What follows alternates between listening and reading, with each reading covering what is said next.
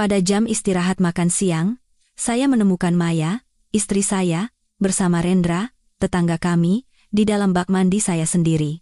Saya melihat mereka dengan kedua mata kepala saya, di tempat paling pribadi di rumah kami, dan sesuatu di dalam diri saya retak selamanya. Saya tidak berteriak. Saya tidak mengamuk. Saya mengunci mereka berdua di dalam sana, lalu menelepon Dewi, istri Rendra, untuk datang ke rumah. Itu adalah bagian yang terlihat dari cerita ini, bagian yang bisa diceritakan siapapun sebagai gosip murahan. Tetapi apa yang terjadi di dalam batin saya saat semua itu berlangsung jauh lebih dalam. Ada momen-momen tertentu dalam hidup yang mengubah Anda selamanya dalam sekejap mata, sepersekian detik yang terasa seperti gempa bumi hening. Beberapa detik yang menghancurkan semua yang Anda yakini tentang dunia Anda, runtuh di depan mata, dan Anda hanya bisa berdiri di tengah puing-puing, bahkan belum tahu akan menjadi siapa Anda setelah debu mereda. Bagi saya, momen itu datang pada hari Selasa yang biasa. Salah satu hari yang tidak akan pernah Anda tandai di kalender. Hari di mana saya memutuskan untuk pulang ke rumah untuk mengambil beberapa dokumen yang bodohnya saya lupakan di meja makan. Sebelum saya melanjutkan cerita ini, saya ingin tahu dari mana Anda mendengarkan hari ini. Coba tuliskan nama kota atau negara Anda di kolom komentar. Saya selalu takjub mengetahui seberapa jauh kisah-kisah yang mengubah hidup ini berkelana, dan bagaimana orang-orang yang belum pernah bertemu dapat bersatu dalam rasa sakit yang sama, pengkhianatan yang sama, atau pencerahan yang sama. Mungkin Anda sedang di ruang tamu, di bus, di kantor, atau akan tidur. Dimanapun Anda berada, saya ingin Anda tahu bahwa Anda tidak sendirian. Di balik setiap layar, ada seseorang yang juga pernah mengalami hari Selasa yang mengubah segalanya, meskipun dari luar tampak seperti hari biasa. Nama saya Baskara. Saat itu, saya adalah seorang pria berusia 34 tahun yang dengan tulus percaya bahwa saya memiliki kehidupan yang nyaris sempurna, bukan kaya raya, tetapi penuh dengan rasa aman yang palsu. Saya telah menikah dengan Maya selama 8 tahun. Kami memiliki sebuah townhouse yang bagus di sebuah kompleks perumahan yang tenang di pinggiran Jakarta. Kami bukan lagi sekadar pasangan yang membangun masa depan.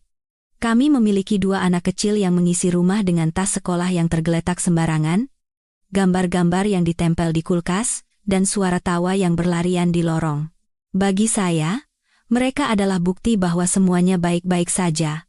Pembenaran yang sempurna untuk menanggung ketidaknyamanan apapun demi menjaga fasad keluarga bahagia. Ini adalah salah satu kompleks perumahan dengan semak-semak yang dipangkas rapi, lampu jalan yang seragam, dan anak-anak yang bermain sepeda di sore hari.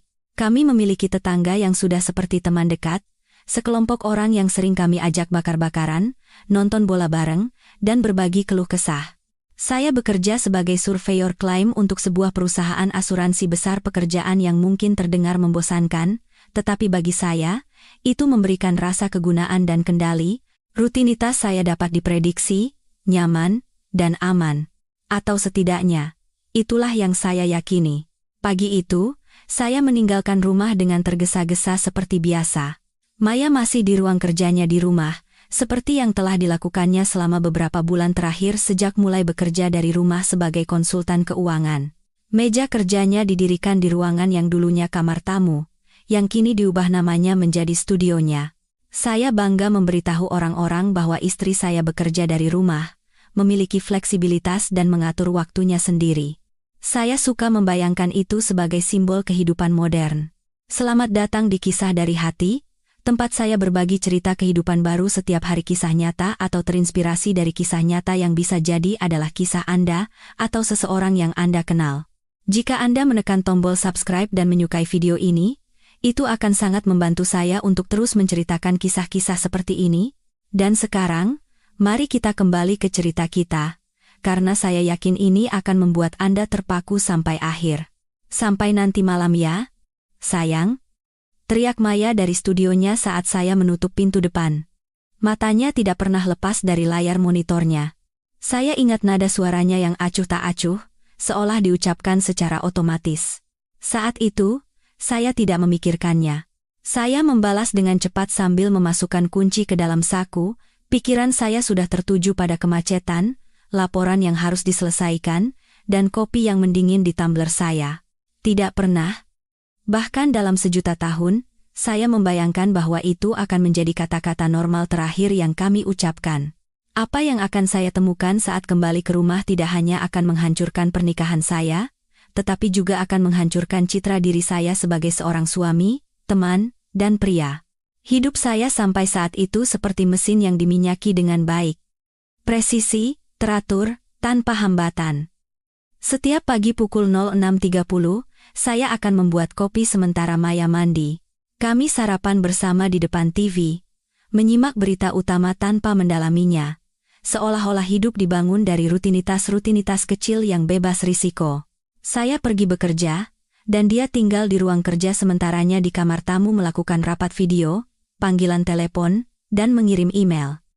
Atau setidaknya, itulah yang saya yakini. Akhir pekan kami nyaris seperti ritual, belanja bulanan di supermarket, mengunjungi orang tuanya atau orang tua saya, sesekali makan malam dengan teman-teman, dan nonton bola hari Minggu bersama Rendra, tetangga seberang rumah kami yang perlahan-lahan menjadi bagian dari keluarga. Kami tinggal di sebuah townhouse 2 lantai di jalan buntu yang terawat baik, tipe lingkungan di mana anak-anak bisa bermain dengan aman dan tetangga saling menyapa dengan nama. Saya telah memilih setiap perabot, setiap warna cat, dan setiap dekorasi dengan perhatian yang nyaris obsesif. Saya ingat pertama kali kami melangkah masuk ke rumah itu, dindingnya masih berbau cat baru dan kardus-kardus menumpuk di mana-mana. Maya berputar-putar, membayangkan di mana akan menggantung foto, sementara saya berpikir praktis tentang di mana sofa paling pas diletakkan atau gorden model apa yang paling sedikit menyimpan debu. Rumah itu adalah tempat suci saya, tempat di mana saya merasa paling aman di dunia, sebuah simbol nyata bahwa kami berhasil sebagai pasangan dewasa. Tetangga menjadi perpanjangan tangan keluarga kami, terutama Rendra, yang tinggal di seberang jalan bersama istrinya, Dewi, dan 2 anak kecil mereka.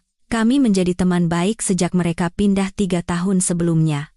Saya ingat pertama kali melihat mereka memindahkan kardus, Rendra berkeringat saat mengangkat perabotan berat, dan Dewi mengatur segalanya dengan sabar dan senyum lelah. Hari itu, sebagai tetangga yang baik, saya menyeberang jalan membawa 1 teko es limun dan menawarkan bantuan. Tidak pernah terpikir oleh saya bahwa tindakan kecil itu akan membuka pintu menuju rasa sakit paling parah dalam hidup saya. Sejak saat itu, kami nonton bola bersama setiap hari Minggu, mengadakan pesta barbeku di taman belakang, dan saling meminjam perkakas saat salah satu dari kami perlu memperbaiki sesuatu. Ketika mereka pergi keluar kota, saya yang memberi makan anjing mereka. Ketika kami pergi, Dewi yang mengambilkan surat-surat kami. Saya mempercayai Rendra sepenuhnya. Lebih dari sekadar tetangga, saya menganggapnya sebagai teman seseorang yang mendengarkan keluhan saya tentang masalah pekerjaan, menepuk punggung saya, dan membuat lelucon tentang beratnya kehidupan orang dewasa. Saya mempercayai Maya sepenuhnya. Dia adalah istri saya, pasangan hidup saya, wanita yang dengannya saya merencanakan hidup untuk 10-20 tahun ke depan. Saya mempercayai hidup saya sepenuhnya. Kepercayaan buta itu ternyata menjadi kesalahan terbesar saya, dan secara paradoks, itu juga menjadi awal dari hadiah terbesar saya, sebuah pencerahan yang tidak pernah saya tahu saya butuhkan.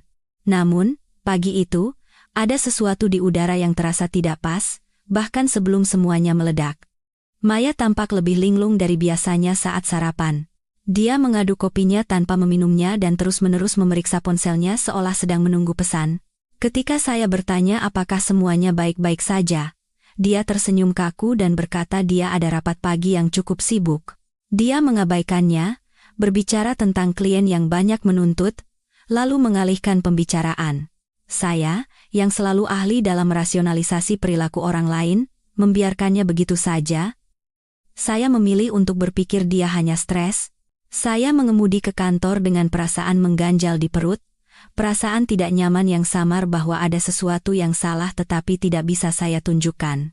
Sepanjang pagi, saat saya memeriksa polis dan menangani klaim, saya tidak bisa menghilangkan perasaan tidak enak yang lengket ini. Saya menelepon Maya untuk melihat apakah kami bisa makan siang bersama, sesuatu yang jarang kami lakukan di hari kerja, tetapi teleponnya sibuk. Saya mencoba lagi, sama saja. Saya berkata pada diri sendiri dia pasti sedang melakukan panggilan video, bukan apa-apa. Berpikir berlebihan itu konyol, Kemudian, saat memeriksa berkas untuk rapat penting sore itu, saya sadar telah melupakan dokumen-dokumen penting di rumah, sebuah map biru yang selalu saya bawa. Saya tidak punya pilihan selain kembali untuk mengambilnya. Saya memberitahu atasan saya bahwa saya perlu pergi untuk urusan pribadi selama 1 jam, dan dia, yang percaya pada tanggung jawab saya, mengizinkannya tanpa banyak bertanya. Perjalanan dari kantor ke rumah memakan waktu kurang dari 15 menit, rute yang sangat saya kenal. Saya pikir saya hanya akan masuk, mengambil dokumen, mungkin makan cepat dengan Maya, lalu kembali, mungkin kami bahkan bisa makan siang bersama, memberinya istirahat dari paginya yang sibuk, tetapi hidup memiliki cara yang kejam untuk menertawakan rencana-rencana kita yang paling sederhana. Ketika saya tiba di rumah, hal pertama yang saya lihat adalah mobil Rendra yang terparkir di garasi saya. Rendra selalu memarkir mobilnya di depan rumahnya sendiri, di seberang jalan. Itu seperti aturan tak tertulis di antara kami, masing-masing di areanya sendiri. Melihat mobilnya di sana seperti melihat sebuah kursi yang salah tempat di ruangan yang tertata sempurna. Detail kecil, tetapi cukup aneh untuk membuat Anda mengerutkan kening. Aneh, pikir saya. Mungkin dia sedang membantu Maya mengangkat sesuatu yang berat, atau memperbaiki sesuatu di kamar mandi. Saya meyakinkan diri sendiri. Alasan-alasan untuk menenangkan diri muncul secara otomatis, seolah pikiran saya diprogram untuk melindungi dirinya dari kebenaran. Saya membuka kunci pintu dan masuk, dan keheningan langsung menyergap saya, terlalu sunyi. Maya biasanya memutar musik pelan saat bekerja jazz santai, daftar putar penyanyi bersuara serak, atau podcast sebagai latar belakang. Jika Rendra ada di sini, seharusnya ada suara tawa, obrolan, atau denting gelas di dapur. Tapi rumah itu sunyi senyap. Saya meletakkan kunci di mangkuk dekat pintu masuk dan merasakan udara menjadi lebih pekat, seolah-olah rumah ini tahu sesuatu yang belum saya ketahui. Maya? Panggil saya dari lorong, berusaha membuat suara saya terdengar normal. Tidak ada jawaban. Saya berjalan ke dapur, berpikir mungkin mereka ada di taman belakang, tetapi tidak ada jejak mereka. Di meja, piring sarapan yang belum dicuci masih ada di wastafel, remah-remah roti di taplak meja, dan cangkir kopi Maya yang setengah diminum, sekarang sudah dingin. Tidak ada sepatu Rendra di pintu masuk, seperti yang biasa dia lakukan saat datang. Dia selalu melepas sepatunya sebagai tanda hormat pada lantai kayu kami. Semuanya terasa terlalu diam, terlalu beku, seperti sebuah foto. Lalu saya mendengar sesuatu yang membuat darah saya membeku. Suara air mengalir dari kamar mandi utama. Kamar mandi yang telah saya dan Maya gunakan bersama selama 8 tahun. Awalnya, otak saya mencoba mencari penjelasan yang paling logis dan polos. Mungkin Maya sedang mandi sebelum panggilan video berikutnya, atau mungkin dia ingin memanfaatkan waktu saat saya tidak ada, tapi mobil Rendra masih di depan. Di mana dia? Kenapa mobilnya di sini jika dia tidak ada di mana-mana? Pertanyaan-pertanyaan itu berlipat ganda saat saya menaiki tangga, merasakan setiap langkah menambah tekanan di dada saya. Saya naik dengan jantung berdebar kencang. Mencoba berpegang pada penjelasan rasional apapun. Mungkin Rendra datang untuk meminta sesuatu yang mendesak, dan Maya membiarkannya menggunakan kamar mandi kami karena kamar mandinya rusak. Mungkin ada keadaan darurat, dan dia perlu mandi karena alasan gila yang belum saya ketahui. Pikiran saya mati-matian berpegangan pada alternatif apapun yang akan menjaga dunia saya tetap utuh. Saya ahli dalam hal itu, merasionalisasi, mengabaikan, menolak untuk melihat apa yang ada di depan mata. Saya berjalan menyusuri lorong menuju kamar tidur kami. Pintunya sedikit terbuka, dan suara air semakin jelas. Sebuah dengungan konstan yang mengisi keheningan. Lalu saya mendengarnya. Bisikan teredam, tawa pelan, kalimat-kalimat yang tidak bisa saya pahami tetapi nadanya jelas tak terbantahkan. Keintiman. Tangan saya gemetar saat mendekat. Sebagian dari otak saya memohon agar saya berhenti, berbalik, kembali ke kantor dan berpura-pura tidak pernah pulang. Jangan buka pintu itu, bisik suara yang sangat dalam di benak saya, karena jauh di lubuk hati, saya sudah tahu bahwa apa yang akan saya temukan di baliknya akan mengubah segalanya. Tetapi ada bagian lain dari diri saya, yang lebih tenang namun lebih kuat, yang menuntut untuk mengetahui kebenaran, betapapun menyakitkannya. Bagian itu yang menang. Saya meletakkan tangan saya di gagang pintu, mengambil napas dalam-dalam, dan mendorongnya dengan lembut. Seolah-olah semuanya terjadi dalam gerakan lambat, seolah-olah seseorang telah mengecilkan volume dunia. Derit pelan engsel pintu terdengar seperti petir di telinga saya. Apa yang saya lihat di baliknya bukan hanya pengkhianatan. Itu adalah kematian pria yang pernah saya kenal hingga detik itu. Tidak ada cara untuk mempersiapkan diri menghadapi momen ketika realitas Anda benar-benar meleleh. Di sanalah mereka. Maya dan Rendra. Di bak mandi saya. Di rumah saya. Di tempat suci saya. Air mengalir di atas bahu mereka, menciptakan tirai tipis antara mereka dan dunia luar. Tubuh mereka saling bertautan, tidak menyadari apapun selain kesenangan mereka sendiri. Dia memegang pinggangnya dengan keakraban yang tidak dipelajari dalam sekali waktu. Dia mengusap tengkuknya dengan satu tangan, seperti yang biasa dia lakukan pada saya, sementara tangan lainnya bersandar di tepi bak. Tangan Rendra menjelajahi tubuh istri saya dengan keyakinan yang hanya bisa berarti satu hal. Ini bukan yang pertama kali. Mereka berciuman dengan gairah yang sudah bertahun-tahun tidak saya lihat dari Maya. Detail itu, lebih dari apapun, adalah yang mematahkan sesuatu di dalam diri saya. Saya langsung mengerti bahwa mereka tidak hanya berselingkuh. Mereka telah memindahkan kehidupan rahasia mereka, di mana saya tidak diikut-sertakan, ke dalam kamar mandi saya, rumah saya. Selama beberapa detik saya membeku, otak saya menolak untuk memproses apa yang dilihat mata saya. Rasanya seperti menonton film orang lain, sesuatu yang tidak nyata, sesuatu yang tidak mungkin menjadi bagian dari kehidupan saya yang teratur. Kemudian, Rendra membuka matanya. Butuh beberapa detik baginya untuk memfokuskan pandangannya dan menyadari bahwa saya sedang berdiri di ambang pintu. Ekspresinya berubah dari gairah menjadi kengerian mutlak. Tangannya membeku di tubuh Maya, seolah-olah waktu telah berhenti. Dia berbalik mengikuti tatapannya, dan ketika dia melihat saya, warna memudar dari wajahnya. Baskara, bisiknya, seolah-olah mengucapkan nama saya bisa menghapus apa yang baru saja terungkap. Saat itulah sesuatu di dalam diri saya retak. Tapi itu bukan yang saya harapkan. Saya tidak merasakan hati yang hancur berkeping-keping. Tidak ada keinginan untuk melempar barang, atau dorongan untuk menyakiti siapapun. Yang retak adalah belenggu tak terlihat dari pria penurut dan mudah percaya yang selama ini saya jalani. Rasanya seperti seseorang merobek penutup mata saya dengan kasar. Saya tidak berteriak. Saya tidak menangis. Saya tidak mengamuk seperti yang pasti mereka harapkan. Ketenangan yang sangat tidak wajar menguasai saya.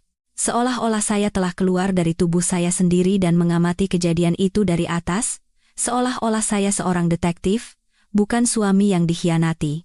Saya menatap mereka selama beberapa detik, merekam setiap detail dalam ingatan saya.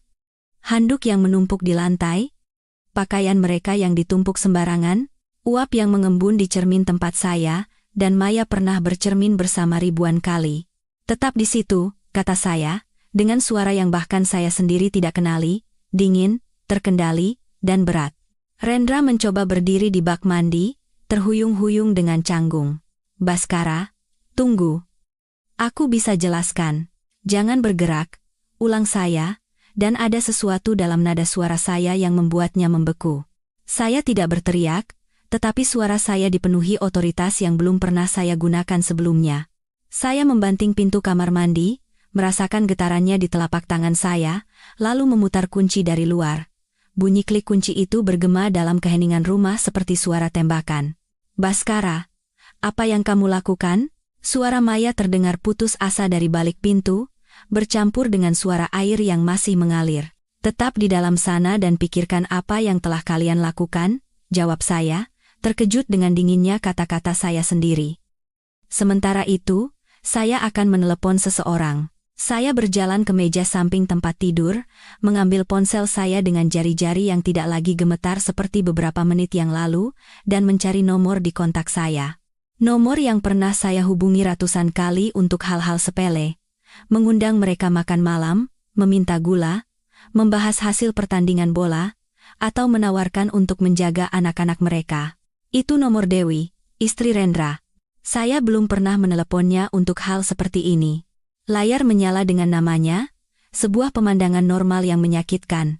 Saya menekan tombol panggil. Dewi menjawab pada dering kedua, seolah-olah takdir tidak ingin memberi saya waktu untuk berubah pikiran.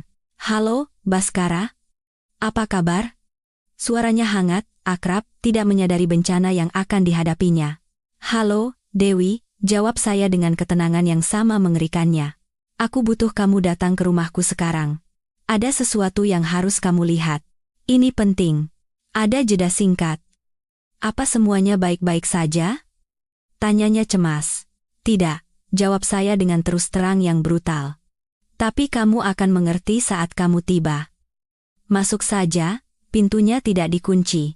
Sambil menunggu Dewi tiba, saya duduk di tepi tempat tidur kami, tempat tidur yang sama tempat saya dan Maya berbagi begitu banyak malam, beberapa bahagia, beberapa dipenuhi keheningan canggung yang sekarang memiliki makna yang sama sekali baru. Saya membiarkan kebenaran menghantam saya, sepotong demi sepotong. Tanda-tandanya sudah ada di sana, seperti retakan-retakan kecil di dinding yang saya pilih untuk abaikan. Maya yang semakin sering bekerja dari rumah, pergi ke gymnya yang semakin lama, caranya menyembunyikan ponsel setiap kali saya mendekat. Tawa-tawa pribadi dengan Rendra di antara teman-teman, pesan-pesan yang tidak pernah boleh saya lihat karena urusan pekerjaan. Dari kamar mandi, terdengar bisikan putus asa dan suara gedoran pelan di pintu. Baskara, tolong. Ini gila, kata Maya. Keluarkan kami dan kita bicara seperti orang dewasa. Orang dewasa. Kata itu membuat saya tertawa getir. Orang dewasa yang berhubungan seks dengan tetangga mereka di rumah suami mereka, orang dewasa yang membangun jaringan kebohongan yang rumit selama berbulan-bulan. Ponsel saya bergetar. Pesan dari Dewi. Sudah berangkat dari kantor, 15 menit lagi sampai. Apa ada yang serius? Tulisnya. Saya membalas, ya. Tapi aku tidak bisa menjelaskannya lewat pesan. Masuk saja. Dalam penantian itu, saya melakukan sesuatu yang belum pernah saya lakukan sebelumnya. Saya memeriksa ponsel Maya. Dia meninggalkannya di meja samping tempat tidur saat pergi mandi. Saya tidak pernah meminta kata sandinya karena tidak perlu. Kami tidak punya kata sandi setelah 8 tahun menikah. Kami percaya pada transparansi total. Sungguh ironis. Saya menggeser layar dan membuka aplikasi pesannya. Sebagian dari diri saya masih berharap hanya akan menemukan percakapan tentang pekerjaan, lelucon dengan teman, hal-hal sepele. Tapi kebenaran menunjukkan wajahnya dengan cepat.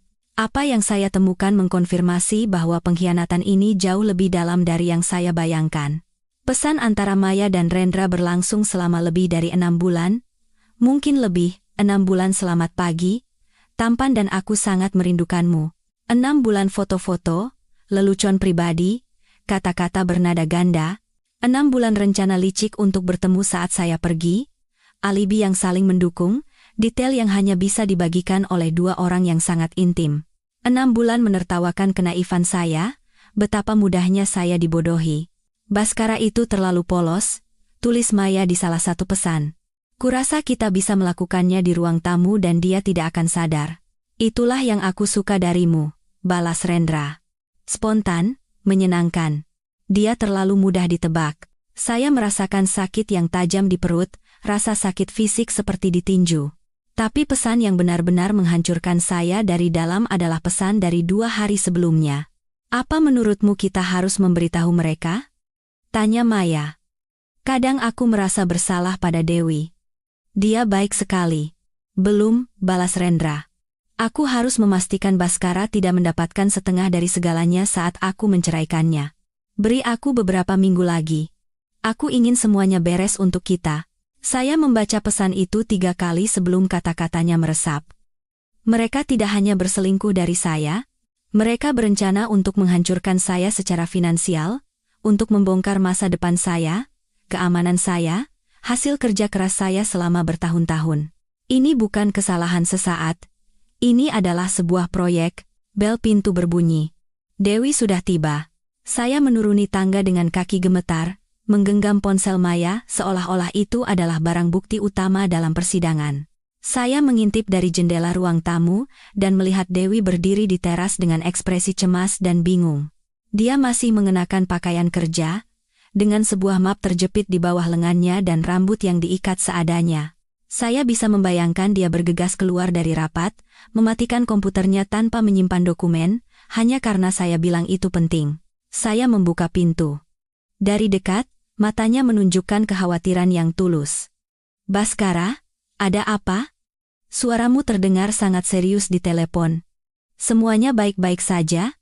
Tanyanya, meskipun jawabannya pasti sudah bisa ditebak dari wajah saya. Sejenak saya ragu. Begitu saya mengucapkan kata-kata itu, tidak akan ada jalan kembali. Kehidupan Dewi juga akan hancur.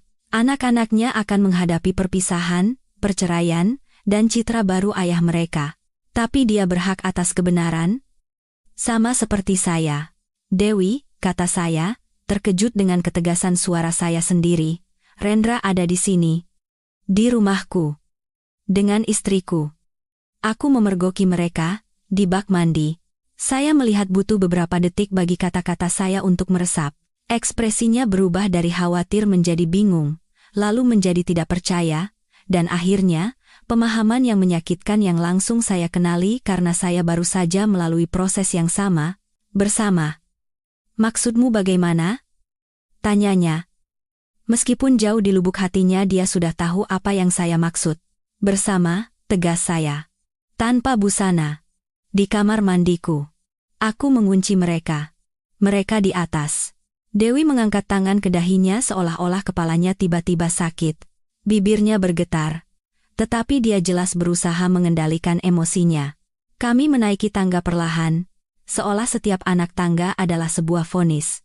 Ketika kami sampai di lorong di depan kamar tidur utama, dia bersandar di kusen pintu dengan seluruh berat badannya, seolah-olah kakinya tidak bisa lagi menopangnya. Sejak kapan? Bisiknya dengan suara lirih. Saya menyerahkan ponsel Maya padanya tanpa berkata apa-apa. Dia mulai menggulir, membaca percakapan dari atas ke bawah. Setidaknya sudah 6 bulan, kata saya. Mungkin lebih. Saat Dewi membaca, saya melihat dunianya runtuh secara real time. Dia memiliki tatapan kosong yang sama seperti yang mungkin saya miliki 20 menit sebelumnya. Campuran yang menghancurkan dari rasa tidak percaya, kemarahan, dan jijik. Perasaan menyadari bahwa kehidupan yang Anda yakini kokoh sebenarnya hanyalah tipuan. Ya Tuhan, bisiknya, mengangkat tangan yang gemetar untuk menutupi mulutnya. Anak-anak, Baskara, bagaimana aku akan menjelaskan ini pada anak-anak? Ini adalah pertama kalinya, saya melihat orang lain melewati ujung pisau rasa sakit yang sama setelah saya membuka pintu kamar mandi itu.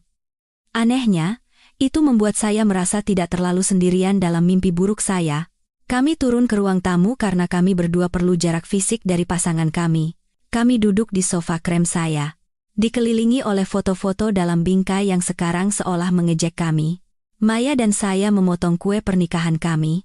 Kami berempat di Bali, kedua keluarga dengan piyama Natal membuat wajah konyol. Aku harus mengerti, kata Dewi dengan suara pecah. Kapan semua ini dimulai? Bagaimana bisa aku begitu buta? Kami meletakkan ponsel itu di antara kami dan mulai menggulir ke belakang, merekonstruksi peta pengkhianatan mereka. Pertukaran romantis pertama terjadi pada malam pesta makan malam di rumah saya. Saya ingat betul. Kami tertawa, bermain kartu, dan menghabiskan beberapa botol anggur. Saya pikir itu adalah malam yang menyenangkan di antara teman-teman. Menurut pesan-pesan itu, kisah sebenarnya dimulai setelah saya dan Dewi tidur. Maya mengantar Rendra ke pintu, dan di sanalah mereka melewati batas. Sebuah ciuman di teras depan, sementara anak-anak mereka tidur di lantai atas dan istrinya mempercayainya. Pesan-pesan itu merinci pertemuan di motel di pinggir jalan tol selama jam kerja saya, pertemuan cepat di mobil Rendra yang diparkir di tempat gelap, dan bahkan kencan di rumah saya sendiri pada hari-hari ketika saya ada rapat seharian. Setiap pesan adalah tusukan pisau baru, tetapi juga potongan teka-teki. Lihat ini, kata Dewi, menunjuk ke sebuah tanggal. Sabtu lalu, aku membawa anak-anak ke kebun binatang, karena Rendra bilang, dia harus kerja lembur di rumah sakit. Jantung saya mencelos. Sabtu yang sama, Maya memberitahu saya bahwa dia akan reuni makan siang dengan teman-teman kuliahnya. Dia pulang dengan lelah tetapi bahagia karena bisa melepas penat. Saya pikir dia benar-benar bersenang-senang. Kenyataannya, mereka telah menyempurnakan seni penipuan. Mereka menciptakan alibi satu sama lain, saling menutupi, dan saling memuji betapa hebatnya mereka. Yang paling menyakitkan bukanlah aspek fisiknya, tetapi perhitungannya yang dingin.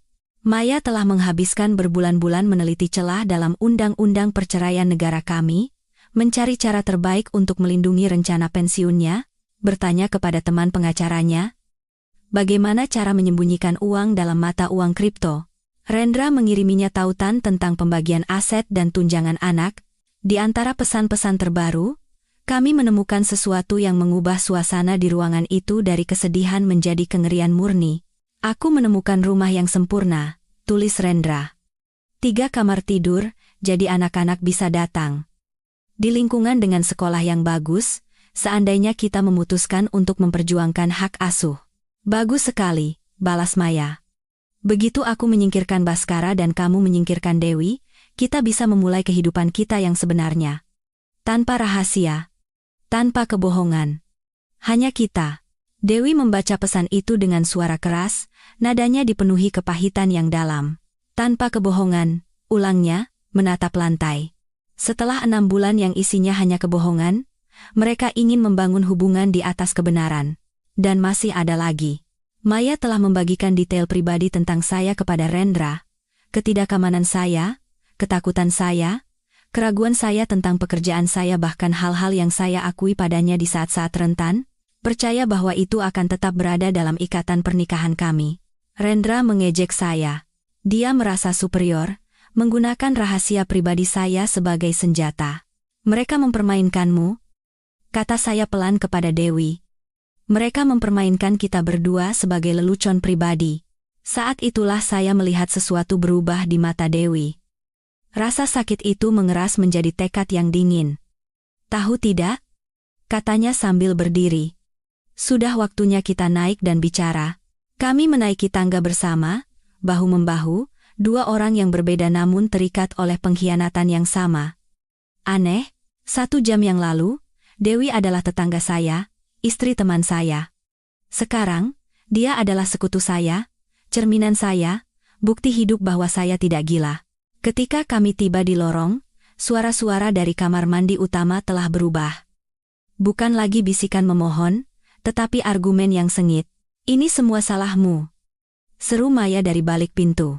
Kamu yang bilang dia tidak pernah pulang saat makan siang hari Selasa. Salahku, balas Rendra. Kamu yang bersikeras hari ini. Kita seharusnya menunggu sampai malam ini seperti biasa. Aku lelah menunggu, teriaknya. Aku lelah dengan motel-motel murah. Kamu bilang kamu akan menyiapkan dokumennya. Dewi dan saya saling berpandangan. Bahkan saat tertangkap basah, mereka masih saling menyalahkan alih-alih mengambil tanggung jawab, seolah-olah kamilah yang bersalah karena berada di tempat yang salah pada waktu yang salah. Baskara, aku tahu kamu di luar sana, teriak Maya. Kita bisa menyelesaikan ini secara beradab. Keluarkan kami dan mari kita bicara seperti orang dewasa. Dewi melangkah ke pintu, bayangannya jatuh di atas kayu. Rendra, katanya, dengan suara paling dalam dan paling berat yang pernah saya dengar darinya. Ini Dewi, kurasa kamu dan suamiku punya banyak hal untuk dijelaskan. Keheningan yang mengikuti nyaris bisa diraba. Dewi? Suara Rendra terdengar kecil dan takut. Sayang, biarkan aku jelaskan. Aku menunggu, balasnya dengan ketenangan yang mematikan. Ini tidak seperti kelihatannya, gumamnya. Dewi tertawa kering. Rendra, kamu telanjang di bak mandi tetangga kita bersama istrinya. Jelaskan padaku bagian mana yang tidak seperti kelihatannya. Kemudian Maya angkat bicara, dan apa yang dikatakannya membuat kami berdua membeku. Baskara, Dewi, kalian harus mengerti. Ini lebih rumit dari yang terlihat, mulainya, seolah sedang memberikan kuliah. Aku dan Rendra jatuh cinta. Itu tidak direncanakan. Itu terjadi begitu saja. Jatuh cinta. Kata-kata itu seperti bensin di atas api. Mereka jatuh cinta sambil menatap wajah kami setiap hari dan berbohong tanpa berkedip. Sambil makan di meja kami, bermain dengan anak-anak kami, dan berpose untuk foto-foto kami. Kami tahu ini rumit, lanjut Maya dengan nada yang nyaris seperti korban, tapi kami tidak bisa mengendalikan perasaan kami. Kami ingin memberitahu kalian, hanya menunggu waktu yang tepat. Saya memukul pintu dengan kepalan tangan, Suaranya menggema di seluruh rumah. Waktu yang tepat, raung saya. Maksudmu setelah menandatangani kontrak rumah yang kalian lihat itu? Setelah memastikan aku tidak akan mendapatkan apa-apa dari perceraian? Setelah memutuskan apakah anak-anak Dewi akan ikut dengan kalian atau tidak? Keheningan dari sisi lain adalah sebuah konfirmasi. Bagaimana kalian tahu tentang itu? Bisik Maya. Pesan-pesan, jawab saya. Sederhana. Sangat detail. Sangat jelas. Apa yang terjadi selanjutnya adalah paduan suara alasan putus asa, bahwa itu tidak seserius itu, bahwa cinta terjadi ketika pernikahan sudah mati, bahwa kami juga telah membuat kesalahan. Maya mengklaim pesan-pesan itu diambil di luar konteks. Rendra bersikeras bahwa dia tidak pernah serius mempertimbangkan untuk mengambil anak-anak Dewi. Mereka mencoba mengecilkan apa yang telah kami lihat menjadi sesuatu yang bisa dimaafkan. Tapi Dewi dan saya telah melewati ambang batas lain. Kami tidak mendengarkan pembenaran yang dibuat-buat. Kami berpegang pada fakta. Baskara, kata Dewi pelan. Tiba-tiba. Ponselmu punya aplikasi perekam suara? Saya mengangguk, langsung mengerti. Bagus. Kurasa kamu harus merekam pengakuan ini untuk pengacara. Saya membuka aplikasi, menekan tombol merah, dan mendekatkan ponsel ke pintu. Maya, Rendra, kata saya dengan suara keras dan jelas. Bisa tolong ulangi lagi bagian tentang bagaimana kalian jatuh cinta, dan telah merencanakan untuk meninggalkan keluarga kami selama berbulan-bulan? Jangan malu-malu. Pengacara kami pasti akan senang mendengarnya. Kepanikan dalam suara mereka saat mereka menyadari implikasinya adalah musik termanis yang pernah saya dengar tahun itu. Kami terus menanyai mereka selama beberapa waktu, membuat mereka mengakui tanggal, pertemuan, dan gagasan untuk pindah rumah. Setelah saya mendapatkan informasi yang cukup, saya menyimpan rekaman itu di cloud. Dewi melakukan hal yang sama dengan ponselnya. Kami telah membalikan keadaan. Kami bukan lagi korban yang tak berdaya. Kami turun ke ruang tamu lagi, meninggalkan mereka terkurung dalam ketakutan mereka. Kami duduk, dua orang yang pagi ini memiliki kehidupan yang sama sekali berbeda dan sekarang berbagi puing-puing yang sama. Keheningan di antara kami tidak canggung. Itu adalah keheningan orang-orang yang tidak perlu lagi berpura-pura. Jadi, apa yang kita lakukan sekarang? Tanya Dewi. Matanya masih merah. Untuk pertama kalinya sejak saya memutar kunci pintu itu, saya tersenyum. Bukan senyum bahagia, tapi senyum penerimaan yang baru. Sekarang, kata saya, sambil memeriksa baterai ponsel saya, kita beri mereka apa yang pantas mereka dapatkan. Dan kemudian, operasi untuk merebut kembali hidup kami dimulai. Pertama, saya menelepon pengacara saya. Saya memberinya poin-poin penting, memberitahunya bahwa saya punya pesan, rekaman suara, kronologi. Dia mendengarkan dalam diam, dan pada akhirnya hanya berkata, Baskara, ini adalah emas dalam litigasi, jangan khawatir. Kita akan membereskan ini dengan benar. Dewi menelepon pengacaranya, seorang pria yang dia kenal melalui pekerjaan tetapi tidak pernah menyangka akan mempekerjakannya untuk dirinya sendiri. Dia juga yakin dengan peluang mendapatkan hak asuh penuh dan penyelesaian yang adil. Lalu tibalah panggilan telepon yang paling sulit. Ibu Maya menjawab dengan nada ceria seperti biasa. Baskara, nak, senang mendengar suaramu. Bagaimana kabarmu? Saya menelan ludah. Ada yang ingin saya sampaikan tentang putri ibu, kata saya, dan suara saya bergetar sejenak. Dan tentang mengapa ibu harus menjaga cucu-cucu kemarin saat dia bilang dia sakit. Apa yang terjadi selanjutnya adalah isak tangis dari seberang telepon, campuran kekecewaan dan rasa sakit yang, anehnya, juga menyakiti saya. Saya tidak senang menghancurkan citra seorang ibu tentang putrinya, tetapi saya tidak lagi bersedia menanggung kebohongan yang membunuh saya. Sementara itu, Dewi menelepon atasan Rendra. Dia menjelaskan bahwa teknisi andalan mereka telah memalsukan janji temu medis selama berbulan-bulan untuk bertemu dengan seorang wanita yang sudah menikah. Pria di seberang sana merespons dengan kemarahan profesional. Itu adalah pelanggaran etika dan tanggung jawab yang serius, katanya. Terima kasih telah memberitahu kami. Akan ada konsekuensinya. Saat kami melakukan panggilan telepon, suara-suara dari kamar mandi berubah. Mereka beralih dari permohonan menjadi ancaman terselubung, lalu menjadi pemerasan emosional. Baskara, tolong, teriak Maya. 8 tahun pernikahan pasti ada artinya. Kita bisa ke konselor. Kita bisa memperbaikinya. Dewi, ini Rendra, kata Rendra. Pikirkan anak-anak, jangan hancurkan keluarga kita karena satu kesalahan. Satu kesalahan.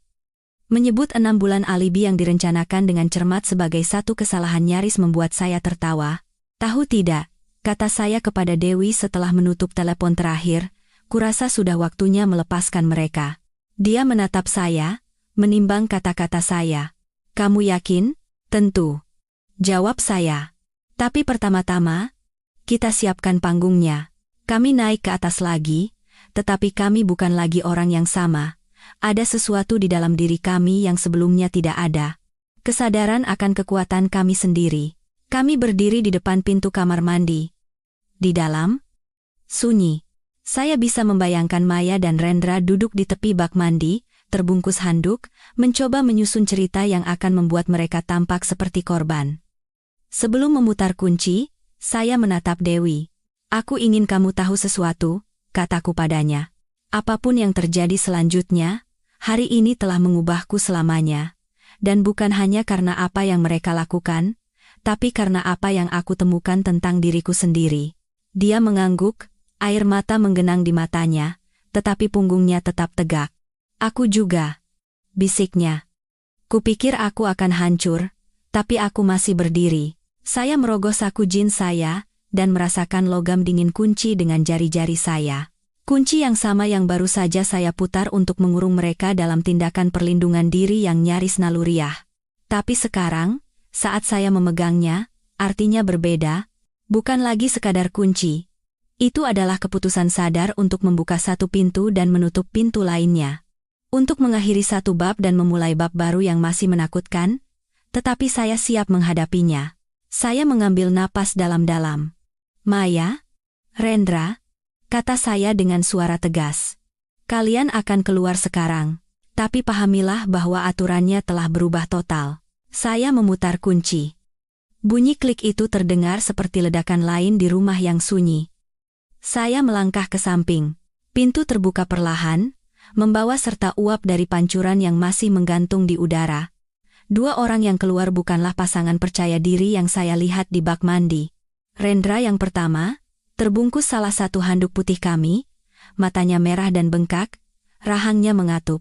Maya mengikuti di belakangnya, memegangi handuk lain di tubuhnya. Gemetar. Saya tidak tahu apakah dia gemetar karena kedinginan atau karena kesadaran mendadak akan semua yang baru saja hilang darinya. Dia melangkah ke arah saya, seperti yang telah dilakukannya selama bertahun-tahun ketika dia membutuhkan penghiburan, tapi saya mundur. Jangan sentuh aku, kata saya. Suara saya tenang, tenang yang berbahaya. Kamu tidak punya hak untuk menyentuhku lagi. Dewi berdiri di sampingku, punggungnya lurus seperti tiang. Rendra mencoba berbicara. Dewi, tolong. Biarkan aku jelaskan. Dia mengangkat tangannya, memotongnya. Tidak ada yang perlu dijelaskan, katanya. Kamu sudah menjelaskan semuanya di pesan-pesanmu.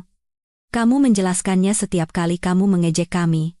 Kamu menjelaskannya saat kamu berencana untuk pindah bersamanya, tanpa kebohongan.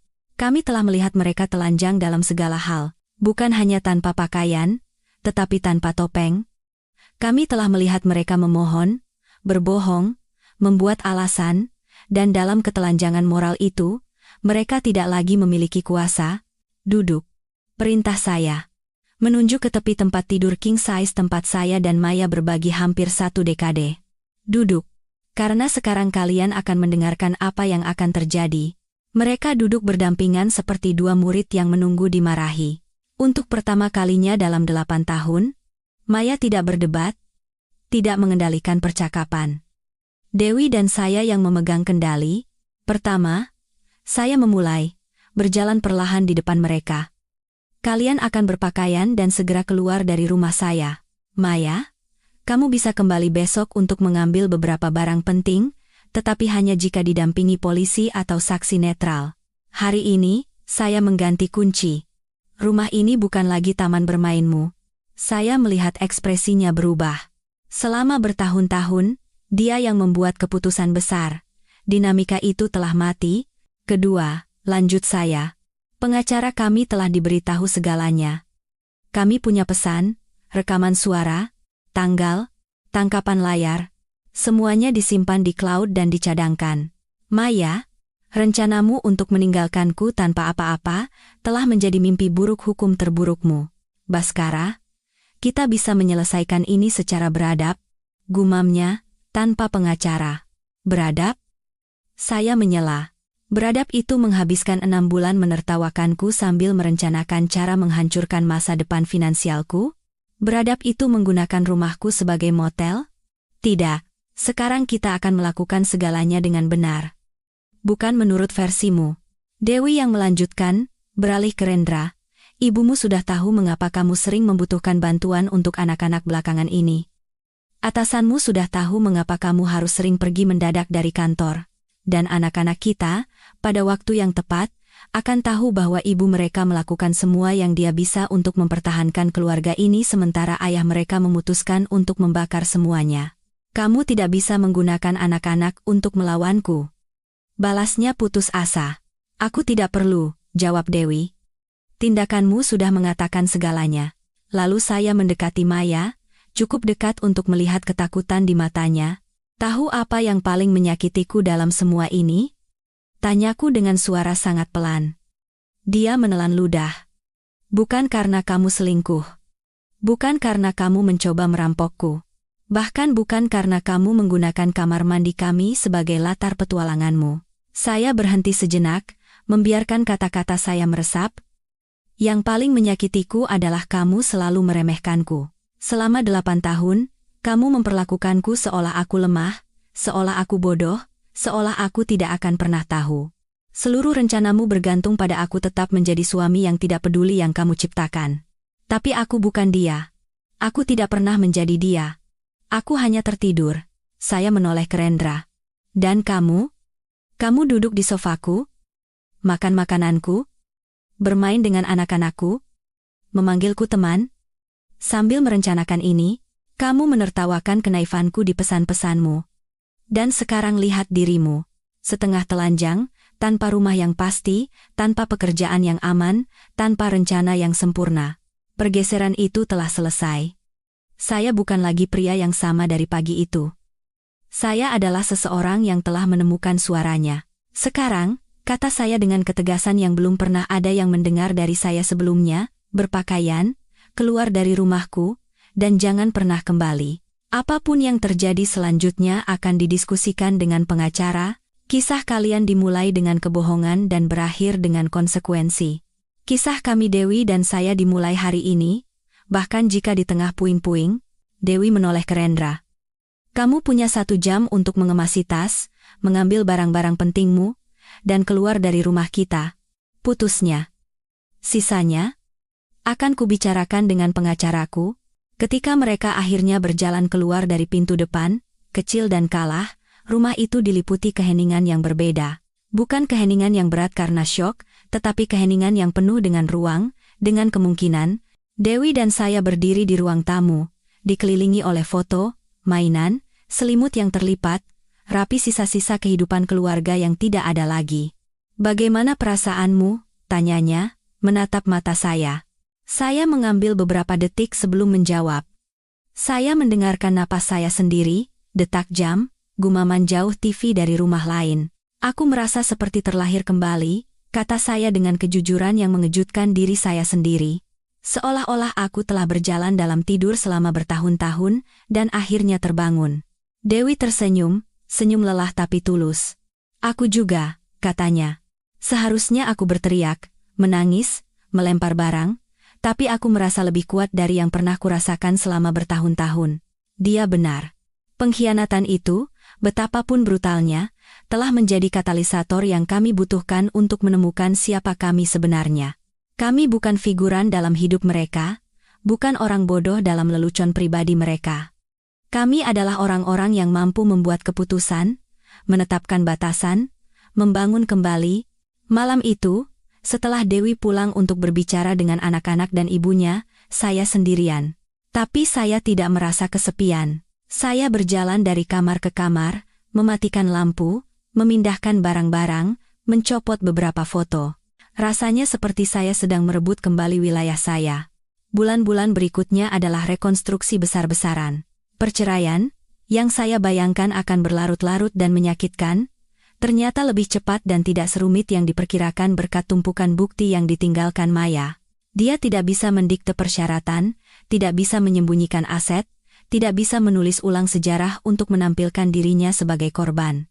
Untuk pertama kalinya, sejak saya mengenalnya, kebenaran sepenuhnya ada di pihak saya.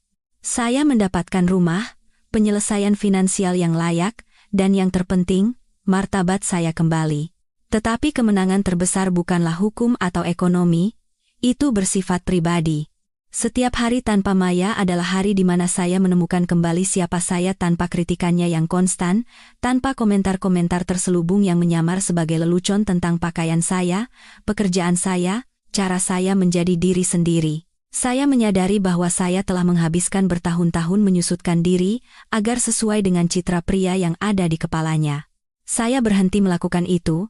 Saya mendaftar di kelas melukis, sesuatu yang selalu ingin saya coba dan yang dia anggap buang-buang waktu. Saat pertama kali saya meletakkan kuas di kanvas, saya merasakan kebebasan yang belum pernah saya kenal. Saya melakukan perjalanan solo, menyusuri pesisir Bali tanpa jadwal yang ketat, berhenti dimanapun saya suka.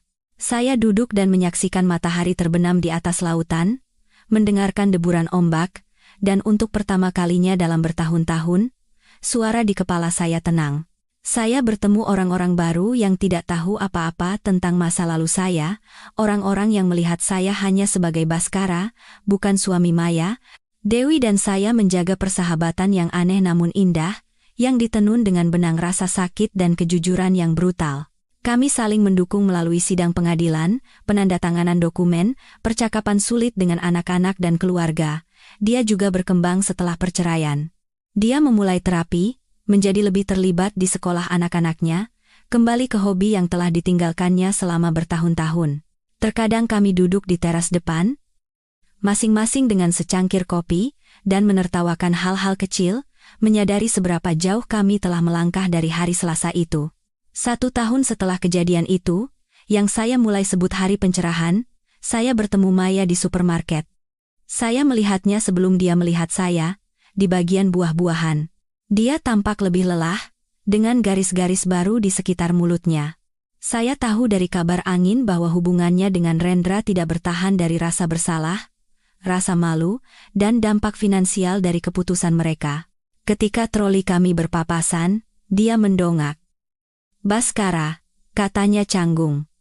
Aku hanya ingin mengatakan aku minta maaf. Untuk semuanya." Saya menatapnya sejenak.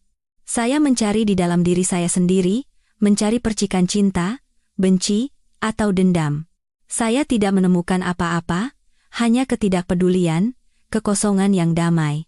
"Aku tahu," jawab saya.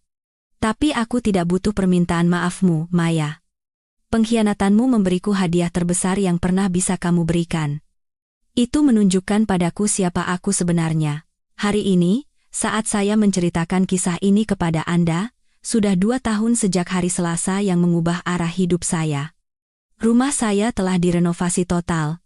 Saya mengecat ulang dinding, mengganti perabotan, menggantung lukisan saya sendiri. Tetapi perubahan yang paling signifikan tidak terlihat. Itu ada di atmosfer. Ini bukan lagi tempat kejadian perkara emosional, tetapi tempat di mana saya belajar untuk menghargai diri sendiri, di mana saya belajar tidur nyenyak, di mana saya, sekali lagi mengundang orang-orang yang saya percayai untuk makan malam tanpa takut, bahwa saat saya tidak melihat, mereka sedang menghancurkan hidup saya. Pengkhianatan itu tidak mendefinisikan saya. Apa yang mendefinisikan saya adalah respons saya terhadapnya. Saya belajar bahwa terkadang momen yang paling menghancurkan adalah yang paling membebaskan. Terkadang, segalanya harus runtuh agar Anda bisa melihat siapa Anda tanpa topeng, tanpa peran yang diberikan orang lain kepada Anda. Pernikahan saya berakhir, kepercayaan saya hancur, dan untuk sesaat, saya merasa hidup saya terbalik. Tetapi ketika saya membersihkan puing-puing, saya menemukan sesuatu yang belum pernah saya miliki sebelumnya. Diri saya sendiri utuh, sadar, dan berani. Bagi siapapun yang mendengarkan ini dan merasa tersesat dalam hidup mereka sendiri, yang merasa tidak terlihat atau tidak dihargai, yang percaya bahwa mereka tidak memiliki kekuatan untuk mengubah keadaan mereka, saya ingin mengatakan sesuatu dari hati. Kekuatan Anda ada di sana, bahkan jika Anda tidak bisa melihatnya sekarang. Terkadang, itu terbangun dengan hari Selasa yang mengerikan, dengan berita yang menghancurkan, dengan kata-kata, "Aku tidak lagi mencintaimu" yang membelah Anda menjadi dua. Saya tidak akan berbohong, itu sakit. Sakitnya lebih dari yang Anda kira bisa Anda tahan. Tapi di sisi lain dari rasa sakit itu ada sesuatu yang lebih. Sesuatu yang tidak terlihat pada awalnya. Kemungkinan untuk memulai kembali, untuk menulis narasi Anda sendiri, bebas dari belenggu. Kisah saya bukan tentang balas dendam, meskipun ada saat-saat keadilan. Ini tentang kelahiran kembali. Ini tentang bagaimana ketika Anda berpikir Anda telah kehilangan segalanya, Anda mungkin sebenarnya berada di ambang mendapatkan segalanya. Pengkhianatan memberi saya kebebasan, dan kebebasan saya memberi saya kehidupan yang otentik. Jika cerita ini menyentuh hati Anda, jika membuat Anda melihat hidup Anda dengan cara yang berbeda, atau mengingatkan Anda bahwa Anda pantas dihormati, maka tujuannya telah tercapai. Merupakan suatu kehormatan memiliki Anda di sini dan berbagi perjalanan ini dengan Anda. Jika Anda menyukai cerita saya, tolong dukung saya dengan menyukai video ini dan berlangganan saluran ini. Mari kita lihat seberapa besar komunitas orang-orang yang berani menghadapi diri mereka sendiri dan membangun kembali diri mereka sendiri ini bisa tumbuh. Beritahu saya di komentar dari kota mana Anda mendengarkan dan jam berapa di sana. Saya selalu senang melihat dari mana saja orang-orang hebat yang mengikuti saya terhubung. Dan jika Anda ingin mendukung saya lebih jauh, Anda dapat memeriksa tautan di deskripsi saluran. Saya membagikan cerita kehidupan baru setiap hari, yang dibuat khusus untuk Anda. Sekarang, di layar Anda, 2 cerita paling populer saya muncul sehingga Anda dapat terus mendengarkan tanpa henti. Jaga diri Anda baik-baik, dan ingat, Anda berhak mendapatkan kehidupan yang memperlakukan Anda dengan kebenaran dan martabat.